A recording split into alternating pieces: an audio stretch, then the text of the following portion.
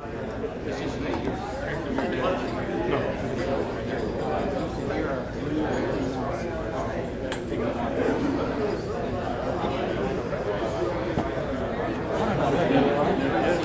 got. You took it all, Dave, every year. First, I'd like to thank the Big South for allowing us to be part of your family. And, you know, Jim and I talk about it all the time with our president and how fortunate we were to have you visit with us 5 years ago and allow us to be part of this. And it's a wonderful, wonderful representation of what college football is supposed to be.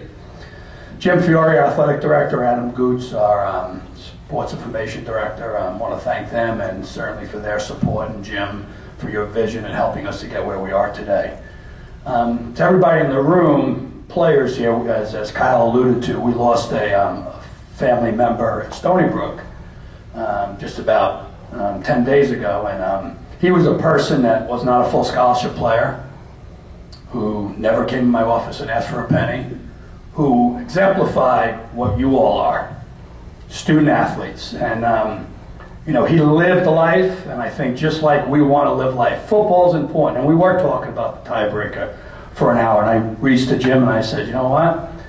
A lot more important things. Let's just get it answered and let's have a little bit of fun in here. And I think that's what we're all about. Stony Brook has had the opportunity to be part of this league and really enjoy it, enjoy the competition. Love the level of coaching we go against on a weekly basis in the league. Have had the opportunity to have some success and some failures. And I think we'll learn from our failures as we get into this year.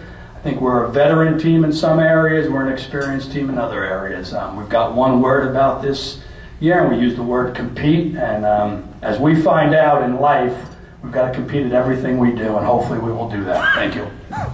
His running back, Miguel Masonette, who had a fabulous season last year, and Coach, as we start this season, you guys are right there in the picture again, as you've been the past couple, to be a conference champion, and you return quite a bit of talent. 21 starters return. Yeah, we do.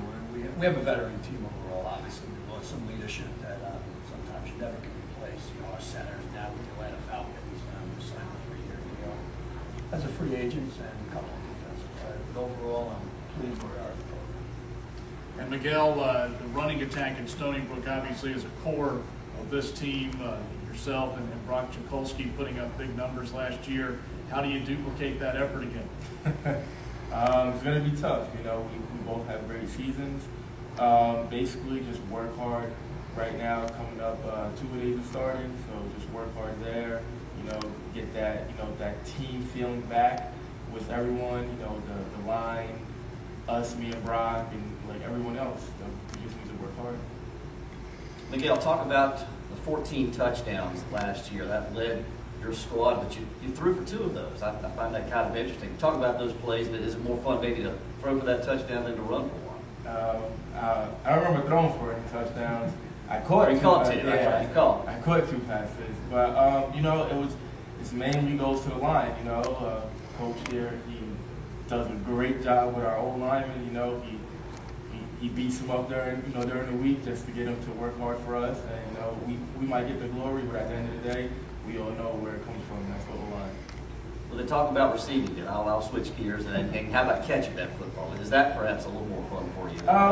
You know, I always get a lot of stuff from the team saying I can't catch, but I know when it comes down to it during the game, I'm not dropping any balls.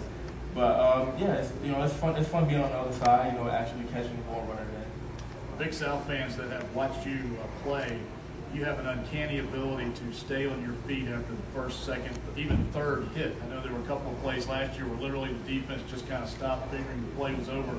You turned it into a big play or even a scoring play. So kind of take us through how you prepare to be able to take that first, second wave and still keep going. I guess it starts in the off season where we prepare hard. You know, every day waking up early to go run and lift. And, you know, I just have, like, determination not to go down on the first hit. I'm trying to score on every single time I touch the rock.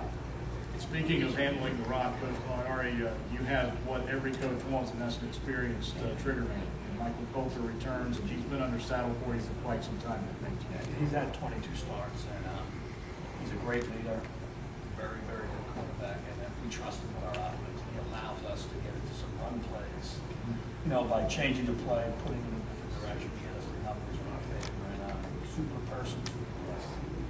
Coach, you got 9 starters back on the defensive side of the ball. But you made some changes on your staff during the off season. With the changes on your staff and the guys coming back, how do you expect that to blend and improve your defensive side of the football? Yeah, at times change is good. I mean, our coaches left a great job, which we're really excited about as a program.